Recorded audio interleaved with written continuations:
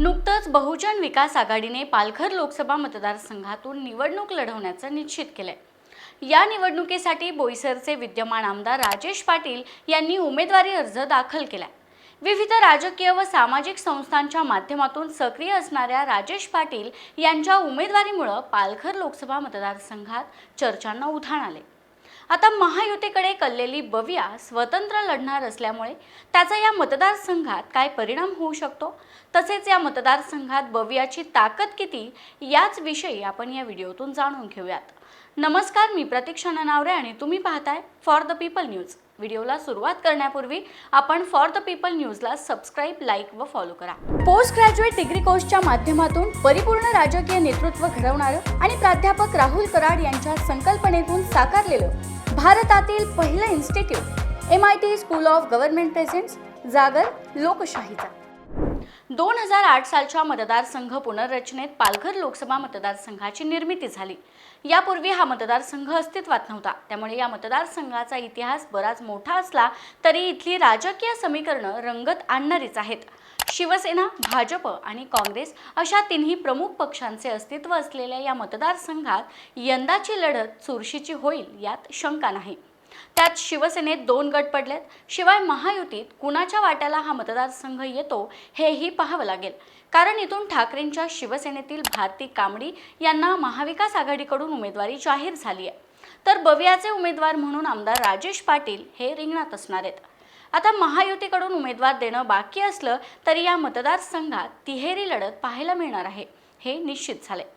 वसईतील बवियाचे आमदार हितेंद्र ठाकूर यांचा आत्तापर्यंतच्या राजकारणाचा सत्ताधारी पक्षाशी जुळवून घेण्याचा बाज पाहिला तर ते सत्ताधारी पक्षाला यंदा कशी वागणूक देतात याचीही उत्सुकता कायम आहे। या मतदारसंघाचा आढावा घेतला तर उत्तर मुंबई आणि डहाणू या 2 लोकसभा मतदारसंघांमधून 2008च्या मतदारसंघ पुनर्रचनेत पालघर लोकसभा मतदारसंघाची निर्मिती झाली आहे। डहाणू मतदारसंघातीलच बराचसा भाग आताच्या पालघर लोकसभा मतदारसंघात येतो। डहाणू या मतदारसंघात भाजप आणि कम्युनिस्टांची ताकद आहे। काँग्रेसच्या दामोदर शिंगडा यांनी अनेक वर्ष या मतदारसंघाचं प्रतिनिधित्व केले, तसेच भाजपच्या चिंतामण वनगा यांनीही या मतदारसंघाचे खासदार म्हणून प्रतिनिधित्व केले। सैन्य आणि क्रीडा क्षेत्रात करिअर करायचे? नेताजी सुभाषचंद्र बोस सैनिकी निवासी शाळा पुणे। ॲडमिशनसाठी संपर्क 960 781 1662। मात्र 2008 साली लोकसभा मतदारसंघाची पुनर्रचना झाल्यानंतरच्या पहिल्याच निवडणुकीत बहुजन विकास आघाडीचे बळीराम जाधव खासदार झाले। त्यानंतर 2014 सालात या मतदारसंघातून चिंतामण वनगा पुन्हा खासदार झाले। मात्र खासदारकीची टर्म पूर्ण व्हायच्या आतच म्हणजेच 2018 मध्ये वनगा यांचं निधन झालं आणि त्यानंतर इथं पोटनिवडणूक लागली। त्यात भाजपचे राजेंद्र गावित विजयी झाले। या पोटनिवडणुकीत शिवसेना आणि भाजप स्वतंत्रपणे लढले होते, त्यामुळे या निवडणुकीत रंगत आली होती।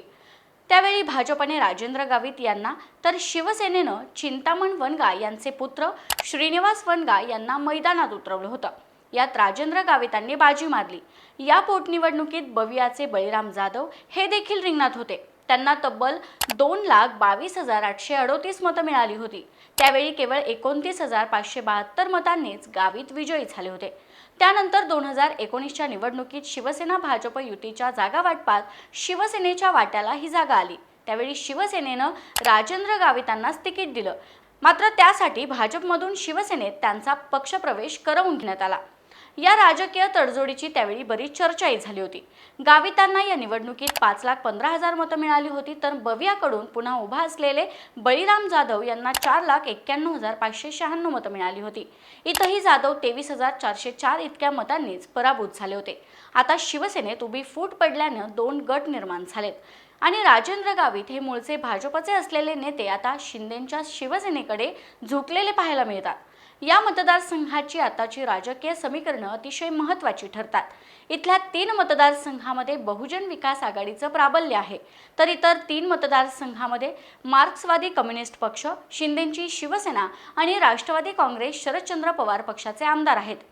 विधानसभेवर जरी भारतीय जनता पक्षाचं वर्चस्व नसलं तरी लोकसभा मतदारसंघावर भाजपचं वर्चस्व आहे आणि ते आधीच्या निवडणुकांमध्ये दिसून आले।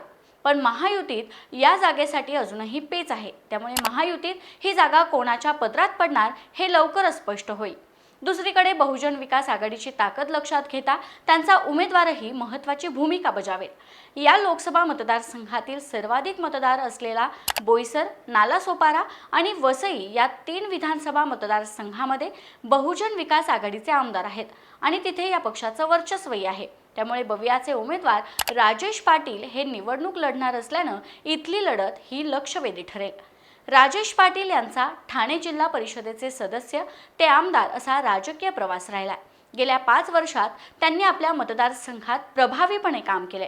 त्यामुळे यंदाच्या निवडणुकीत ते महायुती आणि महाविकास आघाडीसाठी काटेकी टक्कर देणार हे नक्की। तुम्हाला याविषयी काय वाटतं ते खाली दिलेल्या कमेंट बॉक्समध्ये कळवा।